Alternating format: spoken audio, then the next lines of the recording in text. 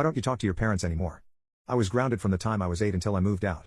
My stepmom would always find another reason to extend it, no matter how small, even my messy bookcase, and at some point it just became normal that I wasn't allowed to do anything and my dad didn't bother to fight it. And grounding for me didn't just mean I couldn't play video games, it was everything. I had no access to any kind of tech. She took away my alarm clock when she found out I was using the radio on it. I couldn't go outside, I couldn't watch TV, I couldn't be up past 8, yes, even in summer when I was 17, I couldn't leave my room without a good reason. I wasn't even allowed to be in my sister's room or talk to her at all. I lost my real mom at 5, and my stepmom came into the picture within the year. I was still nowhere near recovering, and felt like she was trying to replace my mom, so of course I wouldn't call her mom or anything like that. She and my father married when I was 7 without asking me or my sister, 3 at the time. My little sister was only 1 when my mom died, and didn't feel bad letting our stepmom be mom. She didn't even know anything else.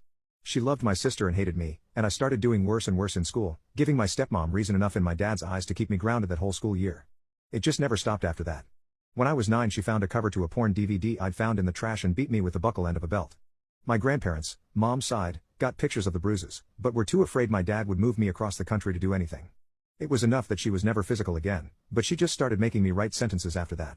It started out I will not lie 100 times, but that didn't keep me busy long enough, so she kept adding to it every time I did something she didn't like. The worst was when I was 14, and I ate some stevia packets from on top of the fridge, and told her I didn't know where the empty packets came from out of fear. I will not lie, I will not steal.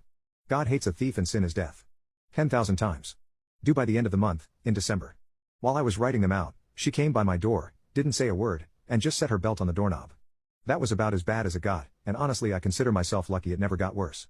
I went to my grandparents' house almost every weekend, and they tried to spoil me as best they could. They weren't rich, but they loved me and gave me everything they could. I wouldn't be anywhere near the kind of person I am today without them, and I'm so thankful they were a part of my life.